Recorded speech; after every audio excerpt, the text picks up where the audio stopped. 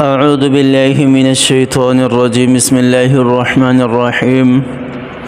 شهر رمضان الذي أنزل فيه القرآن هدى للناس وبينات من الهدى والفرقان فمن شهد منكم الشهر فليصم ومن كان مريضا أو على سفر فعدة من أيام أخر يريد الله بكم اليسر ولا يريد بكم العسر ولتكملوا العدة ولتكبروا الله على ما هداكم ولعلكم تشكرون. صدق اللہ العظیم. سورۃ البقرہ کی اس آیت کے اندر اللہ تعالیٰ نے رمضان المبارک کے روزوں کا ذکر کیے ہے اور رمضان کا تذکرہ کیا ہے اور رمضان کا مہینہ ذکر کیا ہے، رمضان کی فضیلت بیان کی، اور اس کے بعد پھر رمضان کا نزول، اس کا جو ریزن ہے، اللہ نے رمضان کے روزوں کا ریزن بھی بیان کیا کہ ان کا ریزن کیا ہے. پھر قرآن جیسی عظیم الشان کتاب جو اللہ تعالیٰ نے اتاری ہے وہ بھی اسی مہینے میں، رمضان کے مہینے میں اتاری ہے. آپ صلی اللہ علیہ وسلم معمول سے بڑھ کر رمضان کے مہینے میں قرآن کا دور کیا کرتے تھے. عام دنوں کے اندر حضرت جبرائیل علیہ السلام کے ساتھ تو ایک مرتبہ ہوتا تھا، لیکن رمضان کے مہینے میں 2 مرتبہ حضرت جبرائیل امین کے ساتھ قرآن کا دور کیا کرتے تھے. اللہ تعالیٰ نے قرآن کو رمضان کے مہینے میں اتارا. پھر اس کے بعد اللہ تعالیٰ نے حکم دیا فمن شہد منکم الشہر فلیصم، کہ جو بھی رمضان کا مہینہ اپنی زندگی میں پائے اس کے اوپر فرض ہے کہ وہ رمضان کے روزے رکھے. لیکن کچھ لوگ ایسے ہیں جو رمضان کے روزے نہیں رکھ سکتے، ان کے لیے اللہ کا کیا حکم ہے اللہ نے ذکر کیا.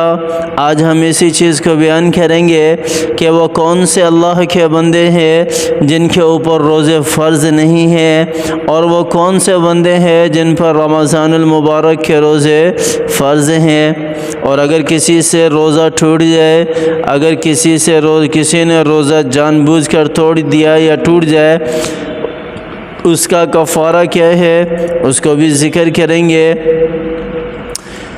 اللہ تعالیٰ نے ارشاد فرمایا وَمَنْ كَانَ مَرِيضًا أَوْ عَلَى سَفَرٍ فَعِدَّةٌ مِّنْ أَيَّامٍ أُخَرَ.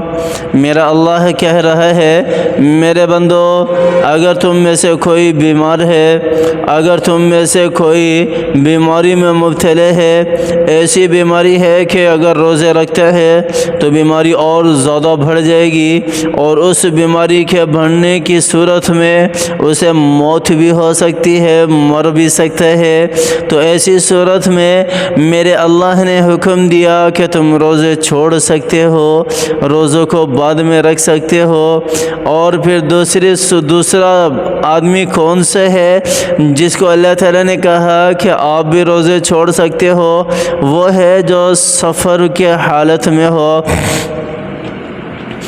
سفر بہت مشقت والا ہوتا ہے، سفر کے اندر مشقتیں برداشت کرنی پڑتی ہے، سفر کی شدت، سفر کی گرمی، اور یہ ساری کی ساری چیزیں برداشت کرنی پڑتی ہیں. میرے اللہ نے حکم نازل فرما دیا کہ میرے بندو، جب تم میں سے کوئی سفر کا ارادہ کرے تو اس کو چاہیے کہ وہ روزے چھوڑ دے. وَمَنْ كَانَ مَرِيضًا أَوْ عَلَى سَفَرٍ فَعِدَّةٌ مِّنْ أَيَّامٍ أُخَرَ. پھر وہ چھوڑے ہوئے روزے کب رکھے گا؟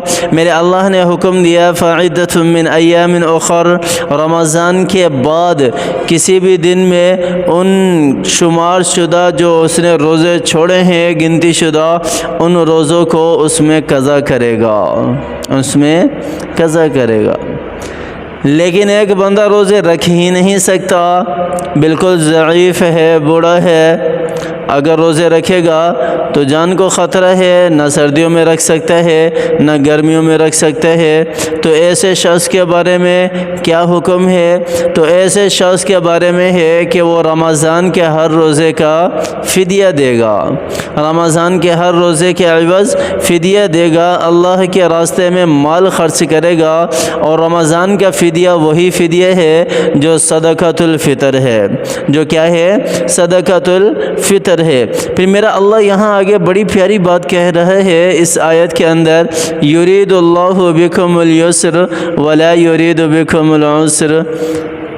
اللہ تعالیٰ فرما رہے ہیں کہ میرے بندو، میں نے رمضان کے روزے تمہارے اوپر فرض کیے، میں تمہارے لیے آسانی چاہتا ہوں، یہ کوئی مشقت والی عبادت نہیں ہے، یہ کوئی مشقت والی عبادت نہیں ہے۔ ہاں، جن کے لیے یہ مشقت والی عبادت ہے اللہ تعالیٰ نے ان کو رخصت بھی دے دی، اللہ تعالیٰ نے ان کو رخصت بھی دے دی، جن کے لیے یہ مشقت والی عبادت ہے۔ اللہ تعالیٰ نے انہیں کہا کہ تم سفر کی حالت میں، بیماری کی صورت میں روزے چھوڑ سکتے ہو، اور اسی طرح ناپاکی کی صورت میں ہماری مائیں بہنیں روزہ چھوڑ سکتی ہیں، لیکن وہ قضا کریں گی، وہ بعد میں قضا کریں گی۔ قضا کی صورت میں بتاتا ہوں۔ اور دوسرا وہ آدمی ہے جو بالکل ضعیف ہے، جو کبھی بھی روزہ نہیں رکھ سکتا، نہ گرمی میں نہ سردی میں، تو ایسے شخص کے لیے چھوٹ یہ ہے کہ وہ صدقۃ الفطر دے گا، ہر روزے کے بدلے میں ایک صدقۃ الفطر ہے، وہ اللہ کے راستے میں خرچ کرے گا، کسی غریب کو دے گا۔ ان سارے کے سارے مسائل کو بیان کرنے کے بعد میرا اللہ کہہ رہا ہے، میرے بندو، میں تمہارے لیے آسانی چاہتا ہوں، میں تمہارے لیے مشقت نہیں چاہتا۔ میرا اللہ دیکھو پھر بھی محبت کر رہا ہے، میرا رب پھر بھی ہم سے محبت کر رہا ہے۔ میرے اللہ نے کہہ دیا کہ میرے بندو، میں تمہارے ساتھ آسانی چاہتا ہوں، مشقت نہیں چاہتا۔ اب اگر کسی سے روزہ ٹوٹ جاتا ہے یا جان بوجھ کر اگر کوئی توڑ دیتا ہے تو ایسی صورت میں کیا ہے؟ ایسی صورت میں پھر اس کے اوپر کفارہ لازم آئے گا، کفارہ لازم آئے گا۔ کفارہ کیا ہے؟ 3 صورتیں ہیں کفارے کی، یا تو وہ ایک غلام کو آزاد کرے گا، غلام کو آزاد کرے گا اور اس کی قیمت دے گا۔ غلام کو آزاد کرنے کی قیمت کیا ہے؟ 100 اونٹ ہے، 100 اونٹ ہے، یہ دے گا، یا پھر وہ 2 مہینے کے متواتر روزے رکھے گا۔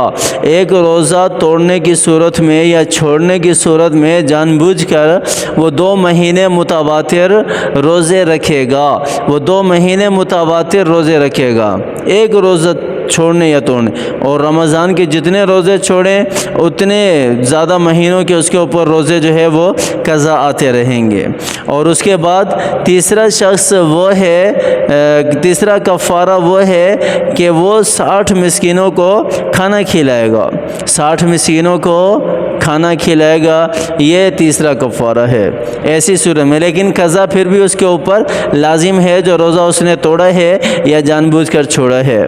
پھر اللہ تعالیٰ کہہ رہے ہیں وَلِتُكْمِلُوا الْعِدَّةَ وَلِتُكَبِّرُوا اللَّهَ عَلَى مَا هَدَاكُمْ وَلَعَلَّكُمْ تَشْكُرُونَ۔ اللہ تعالیٰ ارشاد فرما رہے ہیں وَلِتُكْمِلُوا الْعِدَّةَ، تاکہ تم اس مدت کو، اس وقت کو جو رمضان کا مہینہ ہے، اس یہ مہینہ روزوں کی حالت میں پورا کرو، اور پھر اللہ کی بڑائی کو بھی بیان کرو۔ عَلَى مَا هَدَاكُمْ، جس نے تمہیں ہدایت دی رمضان کے روزے رکھنے کی۔ کوئی بھی عبادت ہے بندہ کرتے ہے تو اس میں بندے کا کوئی کمال نہیں ہوتا، اللہ تعالیٰ کی طرف سے ہدایت ہوتی ہے۔ اللہ تعالیٰ نے یہاں کیا ارشاد فرمایا؟ وَلِتُكَبِّرُوا اللَّهَ عَلَى مَا هَدَاكُمْ، اللہ تعالیٰ کی بڑائی کو بیان کرو، اللہ تعالیٰ کی عظمت کو بیان کرو کہ اس نے تمہیں ہدایت دی، اس نے تمہیں روزوں کی طرف تمہاری رہنمائی فرمائی اور تم نے روزے رکھے اللہ کے حکم سے۔ وَلَعَلَّكُمْ تَشْكُرُونَ، پھر میرے رب نے آخر میں ارشاد فرمایا کہ شاید کہ تم شکر گزار بن جاؤ۔ یہ شاہد نہیں ہے، یہ یقینی ہے کہ اللہ تعالیٰ کہ تم شکر گزار بن جاؤ گے۔